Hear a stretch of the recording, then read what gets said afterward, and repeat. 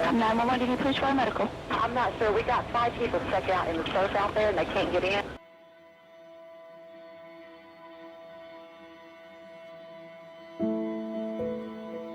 Oh, you won, Madeline. Oh, You always win. Yes!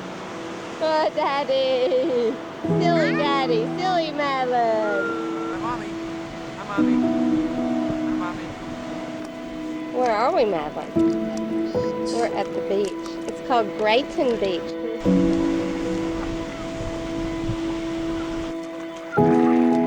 I had no idea these were some of the last moments that I would spend with my dad. He drowned in an instant, and then he was gone forever. Well, he loved being a father. I think when he first found out that I was pregnant and we were having you, our first child, he was very excited. He told everybody around. The second child came, Blake, 3 years later, and he was working hard. He was gone a lot, but he spent every moment he could being a dad. He loved to play. He loved to get down on the floor. He loved to just be a kid with you both, and he really enjoyed that more than anything. I think that Ken's mom and dad played a big influence on him about teaching him to help other people and to be kind to everyone. And I think he grew up with that, and that was his personality. He was just so kind to everyone, treating everyone the same, and then always helping out whenever he could. And I think that that is just how he lived his life, and it shows up even to his end. So tell me from your point of view, what happened that day that Dad died? What were we doing? Who were we with? What happened? We were at Grayton Beach, and it was the second day. We had come there to have vacation with some family friends. Well, I'm Tim, I'm Kevin McKenna. and we're brothers. We were friends with your dad, and we were there that day. That particular day on the beach, there was really rough waters. There had been a storm, and the remains of the storm were still there, and there was rough waters. There was a red flag. Red flags mean don't get in the water. It's dangerous to get in the water. There may be rip currents. At Grayton Beach, there's a freshwater lake right behind and next to part of the ocean. We just sat up there that day, and we enjoyed playing at the edge of the freshwater beach. We had some canoes. We were going out in, and all the kids were building sandcastles, and we spent our day right there by the side of the ocean. 911, did you push for a medical? I'm not sure. We got 5 people stuck out in the surf out there and they can't get in. That day, I guess all the moms had gone up to the cabins, to the cottages, and Ken and I were down on the beach. We were at a place that was kind of a little bit further away than most of the beachgoers, and having a good deep conversation. He was talking about how happy he is in life, and talked specifically about the family, and someone came up to us and said there's a dad and his son that are in trouble in the water. It had been a red flag day. Ken at that point had a phone, which was kind of a rarity down at the beach back then, and he said he would call 911, and I said I would go down the beach trying to get some help or try to find something that we could use to get them in, a rope or boogie board or something like that. There was a sailboat down the beach a little further down, and hoped that there would be rope on that. Unfortunately, there was nothing on that sailboat, so I ran back, and at that point Ken had already gone in trying to do the rescue too. So there was an attempt by a lot of the people that had gone down there trying to do a human chain to hold on to each other and get out to them. They had all gone out a little further at that point, drifting out with the rip tide, but they weren't able to do that. At that point, we heard helicopters. They had flown in. That's when Kevin came down. Yeah, I was up at the cottage, heard the helicopter and saw the commotion, knew something was going on, and ran down to the beach. In about that time, surfers had come in from further out in the water, I guess, and helped with the rescue. And with their flotation, they were able to help get your dad back to shore.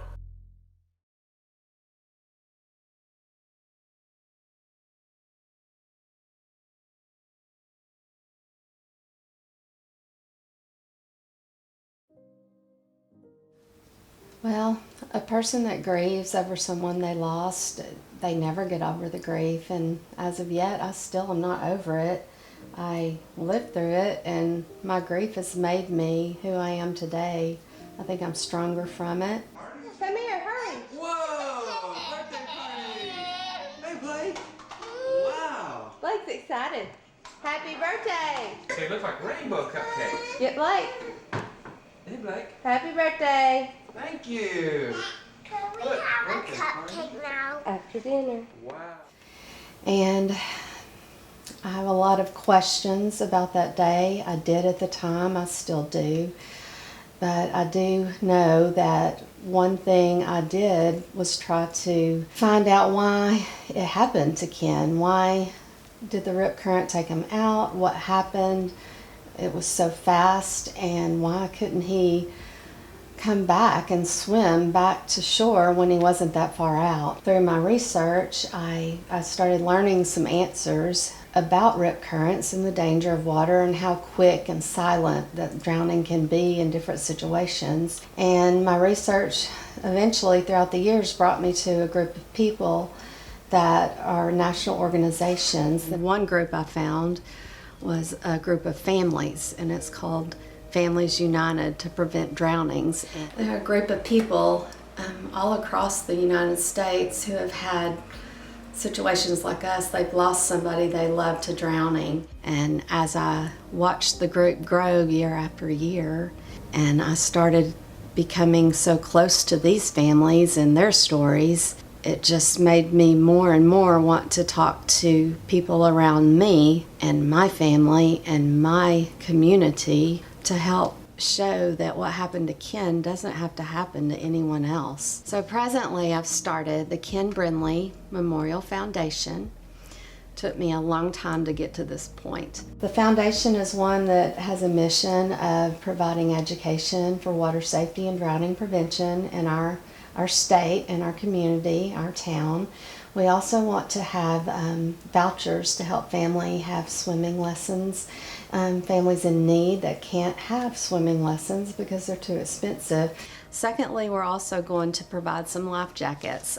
We're going to do this in two different ways. We're going to put life jackets into the school system, especially the younger grades where they have their center time, their dress up time, their make-believe time. I would like a life jacket in every classroom, kindergarten, preschool classroom that I can get one in. The second way will be to actually build and create some life jacket loaner stations around some of our area lakes.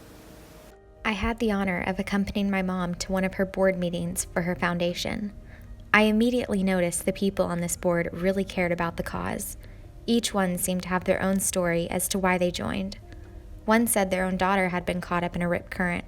Some of the others knew my dad. I'm really proud of my mom for setting this up. Melanie Brindley has been a fierce warrior for water safety for years. You're such an inspiration, so come up here and get your Inspiration Award, girl.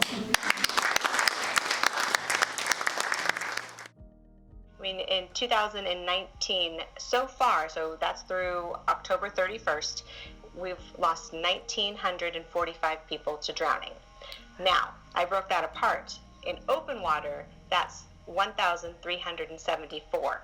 But specific to rip currents is we tend to see adults get caught in those more than children.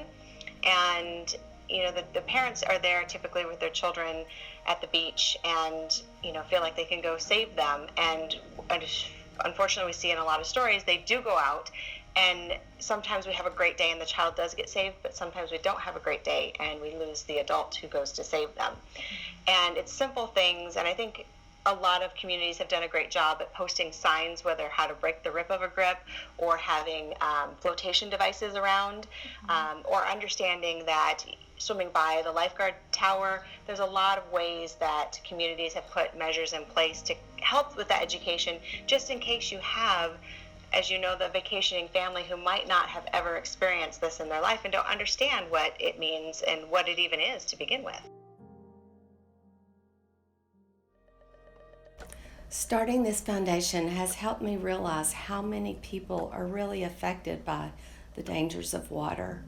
There are bodies of water all around us, pools, lakes, rivers, streams, oceans around all of us.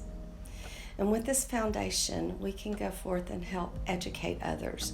We can help educate with the simple sentence, drowning is preventable. With layers of protection, you can protect yourself and all the ones you love from dangers of water when you go on a vacation or when you're out having fun on a summer day. Losing Ken has been the hardest thing that's ever happened to me. It's something that we live with every day.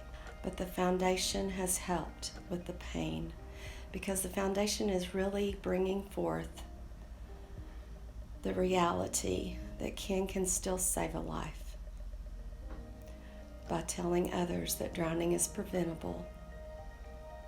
We can help you save the ones you love.